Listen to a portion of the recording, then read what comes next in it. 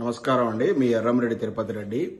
నిన్న మన సీఎం రేవంత్ రెడ్డి గారి ప్రసంగం తర్వాత తక్షణం కూడా తెలంగాణలో ఉన్నటువంటి విద్యార్థులు, మేధావులు, ఎన్ఆర్ఐలు అందరూ కూడా జనాన్ని జాగృతం చేయాల్సినటువంటి అత్యవసర పరిస్థితి ఏర్పడింది.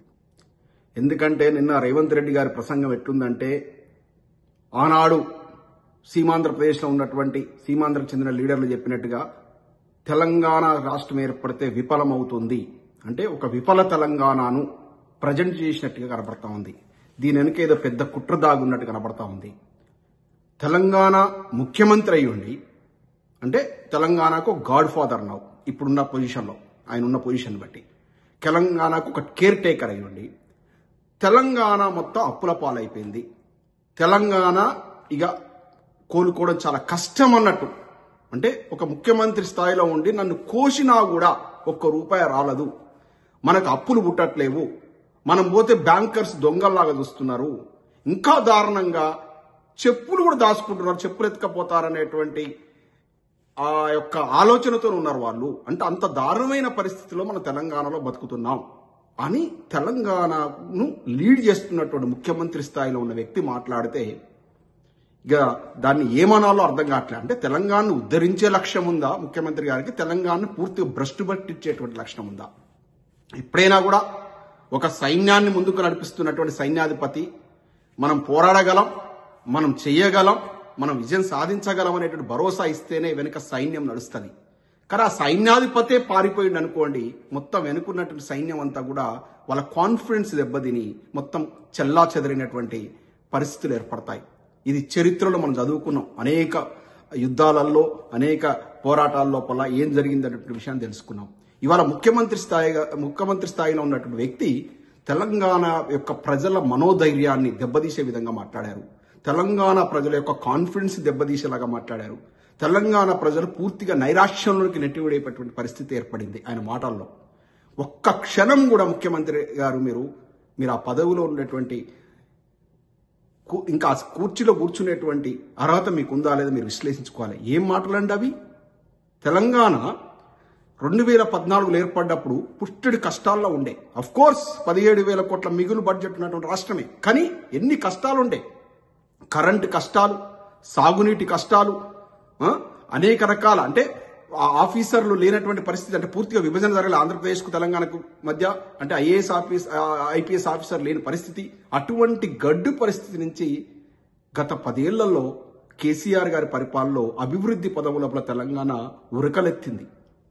సమృద్ధిగా సాగునీటి వనరులు పెంపొందించిండు, తాగునీరు ఇచ్చిండు, 24 గంటల కరెంటు విద్యుత్ ఇచ్చిండు, 33 మెడికల్ కాలేజీలు ఏర్పాటు చేసిండు, 1000 గురుకులాలు ఏర్పాటు చేసిండు. ఒకటా రెండా? ఆంజనేయ స్వామి గుడి ఉండని ఊరేదన్నా ఉండొచ్చు కానీ కేసీఆర్ యొక్క సంక్షేమ పథకం అందనటువంటి ఒక ఇల్లు లేదంటే అతిశయోక్తి కాదు. అంటే ప్రతి ఇంటికి కేసీఆర్ గారు తన అభివృద్ధి చేసినటువంటి అభివృద్ధి నుంచి వచ్చినటువంటి ఆదాయాన్ని నుంచి సంక్షేమ పదాలు అందించినటువంటిది. ఇంకా తను ప్రామిస్ చేయనటువంటి కూడా దళిత బంధు లాంటి స్కీములు తీసుకొచ్చి దళితోద్ధరణ కార్యక్రమాన్ని తీసుకున్నట్లు ఉదంతాన్ని మనం చూసాం. ప్రపంచంలోనే ఎక్కడ లేనటువంటి రైతుకు డైరెక్ట్ గా ఈవెన్ ఇప్పుడు అభివృద్ధి చెందిన దేశం అమెరికాలో కూడా ఇవ్వరు. అభివృద్ధి చెందినటువంటి దేశంలో లేనటువంటి పరిస్థితి కూడా రైతుకు డైరెక్ట్ గా బ్యాంక్ అకౌంట్లో పెట్టుబడి సాయం అందించినటువంటి ఘనత తెలంగాణ రాష్ట్రానికి అందించింది. ఎన్ని సంక్షేమ పథకాలు చేసి అంటే ఎక్కడికి పోయినా కళ్ళకు కనపడతా ఉంటాయి. కేసీఆర్ గారు చేసిన పనులు కనపడతా ఉంటాయి. హైదరాబాద్ లో బయటకు వెళ్తే సెక్రటేరియట్ కనపడుతుంది, జిల్లా హెడ్ క్వార్టర్ లో పోతే కలెక్టరేట్ సముదాయాలు కనపడతాయి, రోడ్లు, పచ్చదనం, సాగునీరు, తాగునీరు, కాళేశ్వరం ప్రాజెక్టు, మెడికల్ కాలేజీలు ఒక్కటా రెండా అన్ని కనపడతాయి. మీరు గత 15 నెలల నుంచి వచ్చినాక సుమారు 1,50,000 కోట్ల అప్పులు పట్టుకొచ్చారు. ఒక్కటి మీరు చేసిన మంచి పని చెప్పండి. పరికిమాలో ఫ్రీ బస్సు పథకం, అది ఎంతవరకు సక్సెస్ అయిందో మీకే వదిలేస్తున్నా. అరకొర రుణమాఫీ పథకం, ఇక రైతు బంధు అనేది 10,000 15,000 ఇస్తానన్నది అది ఎవరికి సమృద్ధికి ఇచ్చినటువంటి పూర్తిగా స్థాయిలో ఇచ్చినటువంటిది లేనేలేదు. ఇంత చండాలమైన పరిపాలన. ఒక్క కట్టడం కట్టారా 1,50,000 కోట్ల అప్పులు తీసుకొచ్చి మళ్ళీ ఇవాళ చేతులు ఎత్తేసే పరిస్థితి. మేము ఇవాళ నడపలేమనే పరిస్థితి పట్టుకొచ్చారు, మనకు అప్పు పుట్టట్లేదని. ఉద్యోగులను ఎంత వాడుకున్నారు, ఉద్యోగులకు ఎన్ని చెప్పారు, ఆర్టీసీలకైతే ఏం చెప్పారు, మేము ప్రభుత్వంలో విలీనం చేసుకుంటాం, మీకు మంచి బ్రహ్మాండమైనటువంటి యొక్క ప్రొవిజన్స్ ఇస్తాం అని చెప్పేసి ఇవాళ ఉద్యోగులను ప్రజలకు శత్రువర్గంగా ప్రజెంట్ చేసే ప్రయత్నం చేస్తున్నారు. అంటే ప్రజలకు ఉద్యోగస్తులు శత్రువులు అనేటువంటి విధంగా చూపిస్తూ ఒక సానుభూతిని పొందే ప్రయత్నం చేస్తున్నారు. అన్ని రంగాల్లో విఫలమయ్యారు రేవంత్ రెడ్డి గారు. మొత్తం సర్వనాశనం అయిపోయింది. కాంగ్రెస్ అంటేనే సంక్షోభాలు తీసుకొచ్చేటువంటి పార్టీ. ఇలా తెలంగాణ రాష్ట్రాన్ని ఇచ్చిన జబ్బలు దరుచుకుంటున్నారు. ఆనాడు తెలంగాణ రాష్ట్రాన్ని తీసుకెళ్లి ఆంధ్రాతో కలిపే ఉమ్మడి ఆంధ్రప్రదేశ్ ఏర్పాటు చేసిన ప్రబుద్ధులు మీరు కారా? తెలంగాణ రాష్ట్రం ఇచ్చారా? ఏది ఘాటు పెట్టి కత్తితో ఘాటు పెట్టి కట్టుకట్టినట్టు ఇప్పుడు తెలంగాణ రాష్ట్రం మీరిచ్చేది ఉన్న తెలంగాణ రాష్ట్రాన్ని తీసుకొని కలిపిందేవాడు పనికిమాలిన ఈ కాంగ్రెస్ విధవనాయాలు కాదా? అటువంటి పార్టీ సర్వనాశనం చేసింది. ఇలా భారతదేశం మొత్తం కూడా సర్వనాశనం అయిందంటే మన తెలంగాణతో పాటు రాష్ట్రం అయిందంటే కాంగ్రెస్ పార్టీ వల్ల.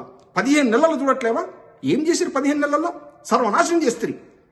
అప్పు ఎందుకు పడుతుందండి? మనం బ్యాంకు పోతాం, ఏం చేస్తాడు? మనకు వచ్చే ఆదాయం ఎంత అని చూస్తాడు, కట్టగలడా లేదా అని చూస్తాడు. ఆ ఆదాయాన్ని దెబ్బతీసారు కదా. మొత్తం రావడం కూల్చివేతలతో స్టార్ట్ చేశారు కదా తెలంగాణలో. హైడ్రా అని పేరు పెట్టి మొత్తం పేదోడు గూడు కూల్చడం, కూల్చివేతలు, ప్రతిపక్ష నాయకుల మీద ఎదురుదాడి చేయడాలు మీ చేతగాక.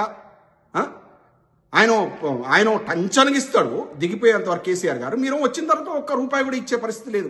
రైతాంగాన్ని ఆదుకునే పరిస్థితి లేదు. ఆయన టంచన్గా కళ్ళాల మీద ఒడ్లు కొంటాడు. మీరు ఇవాళ కొనకుండా మొత్తం అవి మొలకలెత్తే పరిస్థితి, వర్షాలు మునిగిపోయి పండించిన పంటను కొనే దిక్కు లేదు. ఎవరిని పట్టించుకుంటున్నారు మీరు? రియంబర్స్మెంటే కాలేజీలు మొత్తం మూతపడే పరిస్థితి ఉంది. ఎవరిని ఉద్ధరించారని మీకు అప్పులైనవి? ఎవరు ఉద్ధరించారని? మీరు ఆదాయాన్ని మొత్తం కిల్ చేశారు. ఆయన కేసీఆర్ గారు 60,000 కోట్ల రెవెన్యూ ఉన్నటువంటి ఐటీ ఉత్పత్తుల మీద 3 లక్షల కోట్ల రెవెన్యూ తీసుకెళ్లాడు. ఆదాయం సమృద్ధి ఉంది కాబట్టి బ్యాంకర్స్ కూడా ఫైనాన్స్ క్యూ కట్టినాయి తెలంగాణ రాష్ట్రానికి మేము అప్పులు ఇస్తామని.